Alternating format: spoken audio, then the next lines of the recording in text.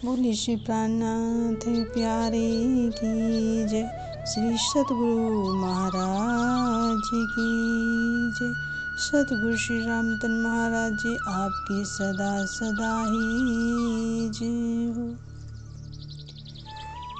दिन और रात्रि की ही भांति सुख और दुख का चक्र भी बदलता रहता है। सागर के किनारे जिस प्रकार दृढ़ता पूर्वक खड़े रहकर ही अपनी सुरक्षा की जाती है, उसी प्रकार मायावी कष्टों से अपनी रक्षा के लिए धैर्य ही सबसे बड़ा शस्त्र है। पिताश्री छज्जू पंडित जी के देह त्याग के बाद परिवार में गरीबी ने अपना डेरा जमा लिया। बालक झंडूदत्त जी की माता मगन देवी के लिए वैधव्य के साथ गरीबी का कष्ट भी वैसे ही था जैसे कोढ़ में खाज। वे पड़ोस वालों के घर जाकर आटा पीसने का काम करती। उनसे जो कुछ मिलता वही आहार का साधन होता। परिवार में अब केवल 3 ही सदस्य थे, बालक झंडूदत्त, छोटा भाई बुद्धिदास और माताश्री। गरीबी इतनी कि तीनों सदस्यों को कई दिन बिना खाए ही भूखे पेट सोना पड़ता। दुर्भाग्यवश गांव में प्लेग की महामारी फैल गई। चारों तरफ मृतकों की बाढ़ सी दिखाई देने लगी। लोग अपना घर द्वार छोड़कर जंगलों में भागने लगे। एक एक चिता पर 2-2 को जलाया जाने लगा। उस समय तो स्थिति यह थी कि शमशान तक अर्थी ले जाने वाला भी बहुत कठिनाई से ही मिलता था। चारों ओर मौत का नंगा नृत्य हो रहा था। जिधर देखो उधर सूनापन ही सूनापन नजर आ रहा था। स्नेह की मूर्ति माता दोनों बालकों को घर के बाहर निकलने ही नहीं देती थी। यह डर था कि पता नहीं कब काल प्लेग के रूप में आकर मेरे बच्चों को दबोच ले।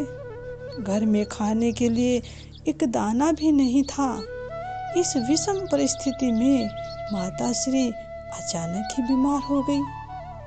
माया की क्रूरता की तो अभी यह छोटी सी मिसाल थी। मात्र सहनशीलता के सहारे कब तक बीमारी को सहन किया जाता। लाचार होकर उन्होंने सैया पकड़ ली। घर में जब भोजन के लिए भी एक पैसा नहीं तो दवा कहाँ से लाई जाती। एकमात्र पानी का ही भरोसा था। वही भोजन था और वही दवा भी। झंडूदत्त जी चम्मच से अपनी माँ के मुंह में पानी डाल दिया करते, लेकिन ऐसा कब तक चलता। एक दिन प्रातःकाल ताऊ जी ने दरवाजे के बाहर से आवाज दी।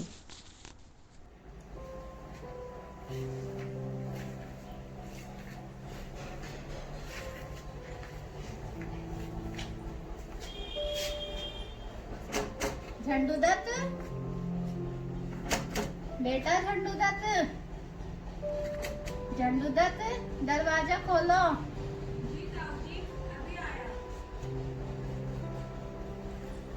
प्रणाम ताऊ जी। प्रणाम। कैसी तबीयत है तुम्हारी माँ की? माँ आधी रात तक तो बोलती रही, लेकिन अब तो चुपचाप पड़ी है। मैं उनके मुंह में पानी डाल दिया करता हूँ। मेरी तो समझ में नहीं आ रहा है क्या करूँ। वह दिन रात भर लेटी रहती है। ठीक है झंडूदत्त, तुम अपनी माँ का ध्यान रखना और कोई परेशानी हो तो मुझे आकर बताना।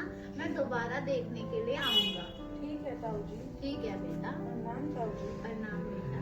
नहीं, झंडू की माँ को क्या हो गया है। दोनों बच्चे बहुत परेशान हैं। मेरा मन बहुत बेचैन हो रहा है। क्यों ना मैं दोबारा देखने के लिए जाऊं।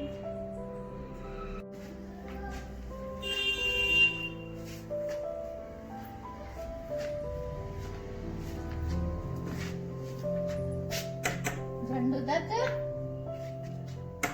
बेटा झंडूदत्त, झंडूदत्त बेटा दरवाजा खोलो। जी अभी खोलो। प्रणाम ताऊ जी। प्रणाम बेटा। अब कैसी तबीयत है तुम्हारी माँ की? अब तो माँ ने बोलना भी बंद कर दिया है, अब तो वे पानी भी नहीं मांगती, लेकिन मैं उनके खुले मुंह में पानी डाल दिया करता हूँ। अच्छा दिखाओ मुझे अपनी माँ को। ठीक है, चलो ताऊ जी।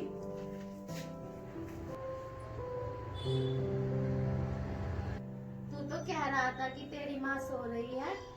ये तो कब से इस दुनिया से जा चुकी है, और इनका शरीर देखना कितना ठंडा हो चुका है, और इनका शरीर देखिए लकड़ी की तरह अकड़ा पड़ा हुआ है। तो क्या हो गया? आप हमें अकेला छोड़कर कहाँ चली गई? आपके बिना हमारा क्या होगा? हमारा तो कोई सहारा भी नहीं है माँ। रो मत बेटा झंडू दत्त, होने को कौन टाल सकता है? जो होना होता है वो तो होकर ही रहता है, और तुम परमात्मा पर विश्वास रखो, वे सब ठीक करेंगे। अरे झंडू दत्त, तू गाँव में जाके देख कर आ, कोई कहीं गाड़ी जा रही है क्या? तो हम भी तुम्हारी माँ की अर्थी उसमें रख देंगे, वरना यहाँ पर पड़ी पड़ी सड़ जाएगी और कोई भी कंधा देने वाला नहीं रहेगा। ठीक है ताऊ जी। ठीक है। अरे झंडू दत्त सुनो, जी ताऊ जी। तुम जा तो रहे हो, जाते जाते मेरा एक काम कर दो, मुझे थोड़ा सा गुड़ और आटा देकर चले जाओ, ताकि मैं तुम्हारी माँ का पिंडदान बनाकर रख दूं अर्थी के पास। ताऊ जी, इस घर में हमने 2 दिन से कुछ नहीं खाया, तो आटा कहाँ से लाऊं? थोड़ा सा गुड़ पड़ा हुआ है, उसे खाकर पानी पीकर सो जाया करते हैं। देखता हूँ अगर कहीं से आटा मिलता है तो मैं लेकर आता हूँ। ठीक है। क्रूर काल के पंजों ने पिता का स्नेहमयी हाथ तो पहले ही छीन लिया था, माँ का भी ममतामयी आंचल छीन लिया। यह विधाता की कैसी रचना है, जिसमें माया के जीव तो विलासिता में डूबे रहते हैं, जबकि सबको मुक्ति के स्वर्ण पथ पर ले जाने वाले इस भावी परमहंस के पास अपनी माँ के दाह संस्कार के लिए भी पैसे नहीं हैं। उन्हें अचानक ही याद आया कि पिताजी ने कुछ रुपया गांव के एक सुनार को उधार दिया था। भोले मन में यह बात आई कि यदि वह सोनार से पैसा वापस कर दे तो माँ का दाह संस्कार हो जाएगा। यह सोचते सोचते वे सुनार के घर जा पहुँचे। ताऊ जी, दरवाजा खोलो ताऊ जी। प्रणाम ताऊ जी। प्रणाम बेटा, तुम इतने परेशान क्यों दिख रहे हो? तुम्हारा चेहरा बता रहा है कि आप बहुत परेशान हो, बहुत दुखी हो। क्या करे ताऊ जी, पिताजी तो पहले ही चल बसे, अब माँ भी चल बसी है। भाग्य का ऐसा खेल है कि उनके पिंडदान के लिए भी हमारे पास पैसे नहीं है। कोई बात नहीं बेटा, तुम धैर्य रखो, तुम भगवान तुम्हारा भला करेगा। जो मैंने आपके पिताजी से पैसे उधार लिए थे, मैं आपको 5 किलो गेहूँ लाता हूँ।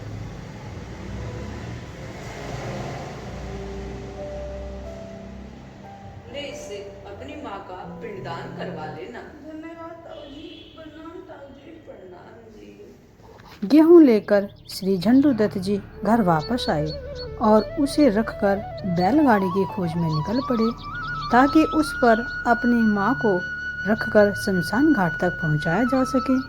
अर्थी में कंधा देने के लिए तो कोई आने के लिए तैयार नहीं था। चलते चलते उन्होंने एक घर का दरवाज़ा खटखटाया। काफ़ी देर के पश्चात एक महिला ने दरवाज़ा खोला और बोली, ताई जी, दरवाजा खोलो ताई जी। हाँ बता, क्या बात है? ताई जी, आपके यहाँ कोई मरा है क्या? हमारे यहाँ क्यों मरता? मरा होगा तुम्हारे, चल भाग यहाँ से। ताई जी, दरवाजा खोलो। ताई जी, क्या है? ताई जी, आपके यहाँ कोई मरा है क्या? मेरे घर मनाने के लिए आया है क्या? हंसी है? अरे तुम्हारे घर वाले क्या यही कहने के लिए गेट पीट रहा था? चल भाग यहाँ से। यह सुनते ही उसका पारा 7वें आसमान तक जा पहुंचा और उसने गालियां देनी शुरू कर दी। श्री झंडू दत्त जी को यह समझ में ही नहीं आ रहा था कि आखिरकार सभी क्यों नाराज हो रहे हैं। वहां से सिर नीचा कर चल देने के सिवाय कोई अन्य चारा भी नहीं था। इसके पश्चात श्री झंडू दत्त जी ने घर घर में झांक झांक कर यह पता लगाना शुरू किया कि किस घर में भीड़ लगी है। अंततोगत्वा एक परिवार ऐसा मिल ही गया जहां कोई मरा हुआ था। उन्होंने उस घर के एक सदस्य से बात की। प्रणाम बेटा। बेटा क्या बात है? मेरी माँ की मृत्यु हो चुकी है और ना ही कोई बंदी देने वाला है और ना ही कोई गाड़ी है। मैं चाहता हूँ जब आप गाड़ी में अर्थी लेके जाए तो मेरी मिथुन माँ का शरीर भी रख ले, आपकी अति कृपा होगी। कोई बात नहीं बेटा, चिंता मत करो। आप अर्थी तैयार किए रखो। मैं जल्द ही आपके घर गाड़ी लेकर आता हूँ, उसमें अर्थी रख लेना। धन्यवाद ताऊ जी। प्रणाम। इधर ताऊ जी ने पिंडदान के लिए गुड़ और गेहूं का मिश्रण तैयार कर रखा था। झंडू दत्त जी ने जैसे ही गाड़ी मिल जाने की सूचना ताऊ को दी, वैसे ही थोड़ी देर में गाड़ी आ गई। बोझ ढोने वाली उस गाड़ी में माँ के मृतक शरीर को लाद दिया गया।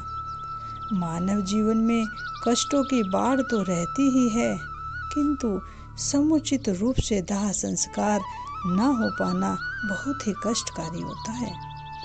वस्तुतः कष्टों और संघर्षों की अग्नि में तपकर ही उस महान व्यक्तित्व का निर्माण होता है, जिसके द्वारा संपूर्ण मानव समाज का मार्गदर्शन होता है। प्यारे सुंदर साथ जी, संसार के रिश्ते टूटते रहते हैं, लेकिन आत्मा और परमात्मा का संबंध अनादि और अखंड होता है। जहाँ कोई सहारा नहीं होता, वहाँ परमात्मा ही आधार होता है। माता के देह त्याग के पश्चात विपत्तियों का पहाड़ टूट पड़ा। पढ़ाई लिखाई तो छूट ही गई, पेट भरने के भी लाले पड़ने लगे। 9 वर्ष की उम्र तक नाम मात्र के लिए हिंदी और संस्कृत की पढ़ाई हो सकी थी। अपना पेट भरने के लिए झंडू दत्त जी को गायें चरानी पड़ती थी। भरपेट भोजन तो कभी कभी ही मिल पाता था। इतना कुछ होने पर भी उन्होंने कभी यह जाहिर ही नहीं होने दिया कि वे भूखे हैं। न तो उन्होंने कभी किसी के आगे हाथ फैलाया और ना कभी किसी के घर में बनने वाले स्वादिष्ट भोजन की ओर ही देखा। माँ के देह त्याग के पश्चात दोनों भाइयों के लिए संसार में ऐसा कोई संबंध ही नहीं था जो उन्हें भोजन बनाकर खिलाता। कभी तो वे आटा घोल कर पी लेते, तो कभी मुट्ठी भर अन्न ही चबा लेते। वह भी न मिलने पर पानी से अपना पेट भर लेते। दूसरों के खेतों में जब खड़ी फसल कट जाती तो जमीन पर गिरे हुए अन्न को वे इकट्ठा कर लेते। एकमात्र यही उनकी संपत्ति हुआ करती थी। एक बार कई दिनों तक दोनों भाइयों को भोजन नहीं मिला। गाय चराने के काम में दोनों ही साथ साथ रहा करते थे। बुद्धिदास जी को गायों की देखभाल करने के लिए छोड़कर श्री झंडू दत्त जी गांव में थोड़ी देर के लिए आ गए। गांव में उन्होंने कहीं से आटे की व्यवस्था की ताकि रोटियां बनाई जा सके। ये रोटियां बहुत दिनों के बाद बनी थी। उसे लेकर वे जंगल में गए और एक पेड़ के नीचे रख दिया और बुद्धिदास जी को बुलाने चले गए। जब भाई को लेकर वापस आए तो देखा वहां पर तो रोटियां है ही नहीं। चारों तरफ जब नजर दौड़ाई तो देखा कि एक बंदर पेड़ पर बैठकर बहुत मजे से रोटियां खाता जा रहा है। वह दोनों भाइयों की ओर देखकर गुड़की भी देता और चिढ़ा चिढ़ा कर रोटियां खाता जाता। लाचार होकर दोनों भाई उसकी ओर देखते रहे। सच है, बुरे समय में कोई भी साथ नहीं देता। पैतृक संपत्ति के रूप में यजमानों से मिलने वाली दक्षिणा ही उनकी आय थी, जिसे ताऊजी ही डकार जाते थे। उस निर्दयी के हृदय में जरा भी यह विचार नहीं आता कि छोटे छोटे बच्चे क्या खाएंगे। इस सृष्टि में हमेशा से ही यह होता आया है कि बड़ी मछली छोटी मछली को निगलती रहती है। ताऊ इसी सिद्धांत की एक कड़ी थी। यद्यपि यजमान लोग कभी कभी दोनों भाइयों को भी बुलाते थे, लेकिन ताउन तक दक्षिणा पहुंचने ही नहीं देते थे। पहला दांव असफल होते देख ताऊ ने दूसरा तीर छोड़ा। उसने झंडू दत्त को शाम के समय बुलवाया और बड़े प्यार से कहा, लालून खेड़ी है, वहाँ से यजमानों का संदेश लेकर नाई आया हुआ है। वहाँ सुबह आवश्यक कार्यक्रम हो रहा है और वहाँ पे तुम्हारा जाना आवश्यक है, वो भी जाना आवश्यक है। और शाम को जाओगे, तुम्हारा शाम को जाना जरूरी है, तभी तो सुबह को पहुँच पाओगे। अगर सुबह को जाओगे तो समय पर नहीं पहुँच पाओगे। और मैं तो बूढ़ा हो चुका हूँ बेटा, तुम बच्चे हो, दौड़ते दौड़ते चले जाओगे ना बेटा? जी ताऊ जी, ठीक है ताऊ जी। भोले मन वाले झंडू दत्त जी ने ताऊ जी की आज्ञा स्वीकार की और तुरंत ही लालून खेड़ी के लिए चल दिए। वे अपने ताऊ के षड्यंत्र को जरा भी भाप न सके। जब वे घर से चले तो शाम ढलने लगी थी। थोड़ी ही देर में अंधेरा छा गया। सुनसान रास्ते में भय लगने लगा। उस समय भेड़ियों का इतना अधिक आतंक था कि वे गांव में भी घुसकर बच्चों को उठा लिया करते थे। रात में निहत्थे चलना तो मौत को ही निमंत्रण देना था।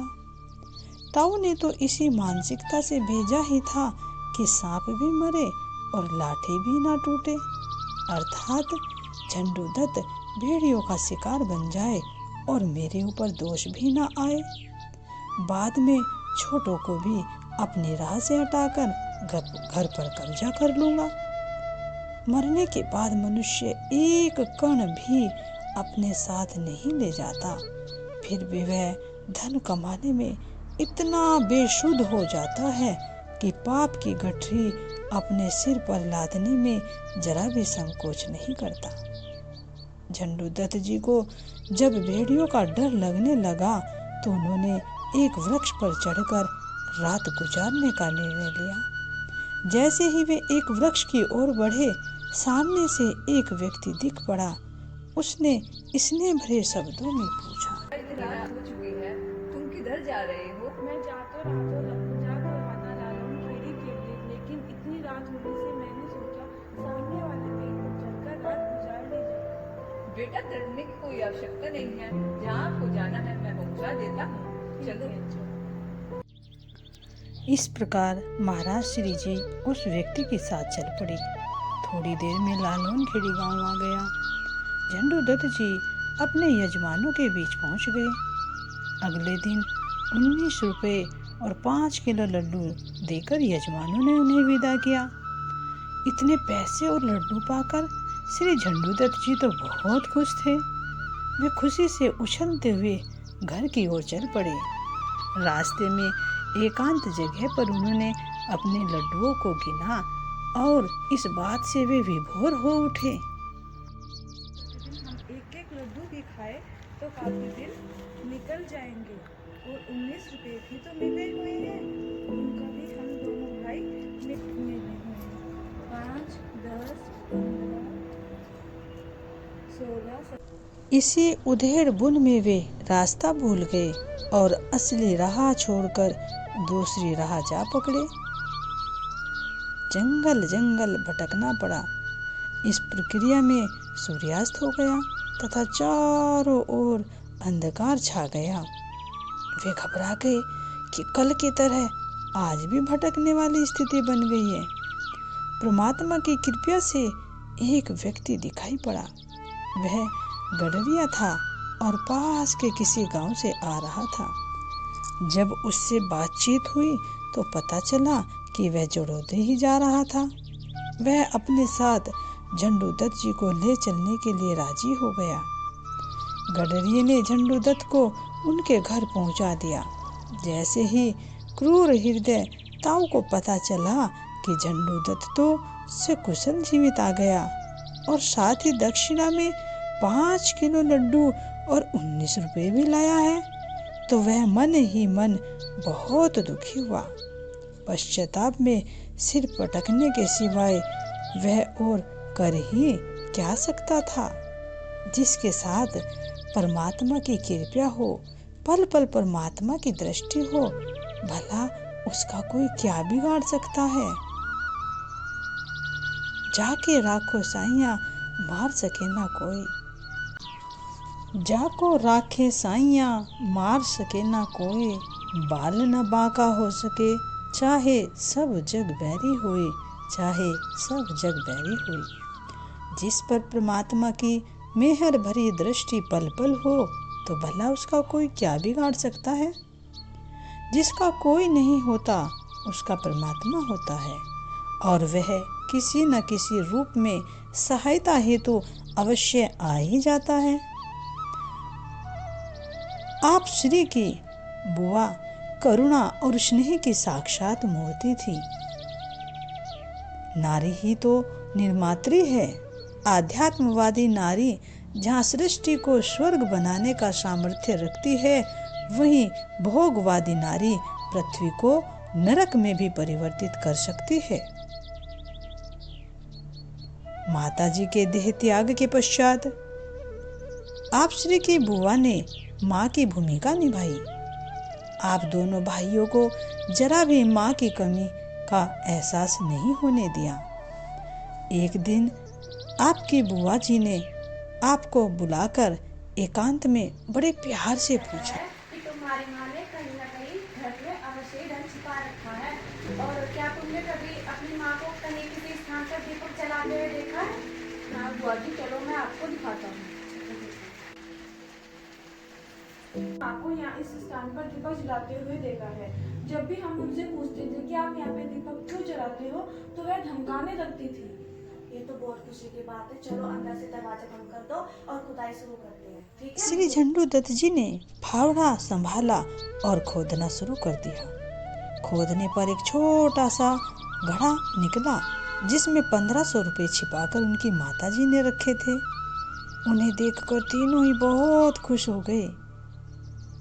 अधिक खुश देखकर बुआ ने दोनों भाइयों को समझाते हुए कहा,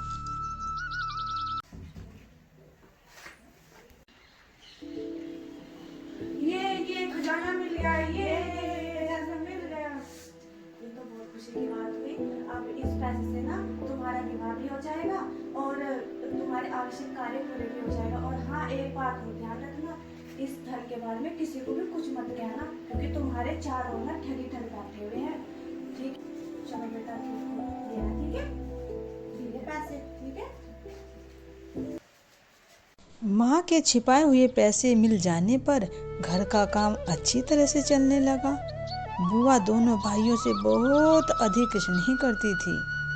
कभी तो वह अपने ससुराल मुजाहिदपुर में रहती और कभी अपने मायके में आकर दोनों भाइयों के पास रहती।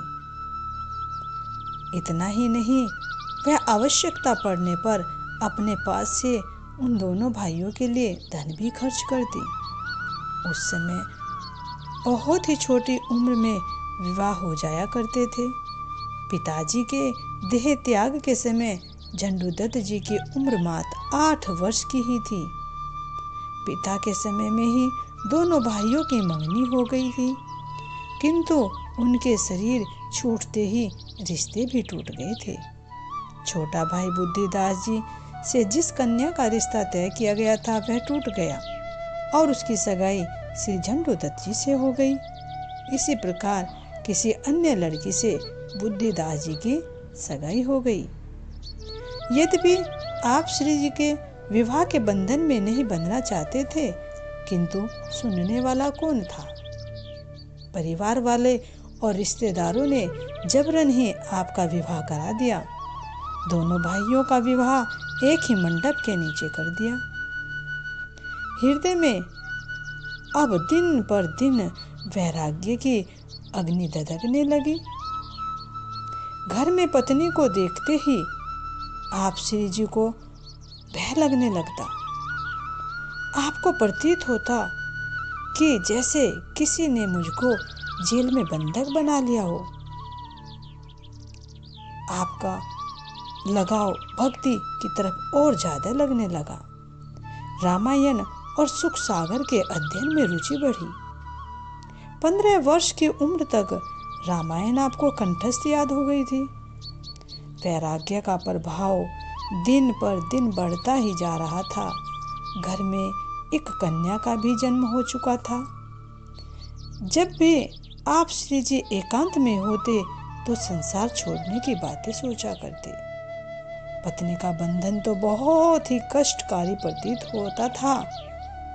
आप श्री के लिए सारा संसारी अग्नि की लपटों के समान दुख में लगने लगा। किसी भी रिश्ते के प्रति आपके मन में कोई आकर्षण नहीं रहा। आपको लगता जैसे घर द्वार रिश्ते नाते सभी खाने को दौड़ रहे हो। विवाह के बाद जैसे पिंजरे में बंद पक्षी की तरह आप फंस गए हो। आपकी अवस्था ऐसी हो गई और आपकी अंतरात्मा पुकार उठी, कब तक तू इन बंधनों में फंसा रहेगा? इन बंधनों को शीघ्र तोड़ और अपने प्रियतम को प्राप्त कर। अंतर में वैराग्य की ऐसी अग्नि धधक उठी कि आखिर में सत्य की खोज के लिए आपने अपना घर परिवार, अपनी पत्नी और 1 साल की बच्ची को छोड़कर घर से निकल पड़ते हैं उस परम सत्य की खोज के लिए। हृदय में विवाह की ज्योति जल जाने पर भला कौन संसार के बंधनों में रहना चाहेगा? नदियों के बहते प्रवाह को तो रोका जा सकता है, किंतु शुद्ध वैराग्य के वेग को कोई नहीं रोक सकता। अपनी अंतरात्मा की पुकार पर आप श्री जी ने घर छोड़कर बाहर निकलने का दृढ़ निश्चय कर लिया। संसार में कोई ऐसा बंधन नहीं था जो आपके निर्णय को बदल पाता। क्यों? क्योंकि परमात्मा ने आप श्री को इस शुभ कार्य के लिए चुना है, अन्य आत्माओं को जागृत करने के लिए चुना है। तो परमात्मा की मेहर से आप परमात्मा की खोज के लिए निकल पड़ते हैं और आखिरकार अपनी मंजिल को प्राप्त कर ही लेते हैं। बोले श्री प्राणनाथ प्यारे की जय, सतगुरु महाराज की जय।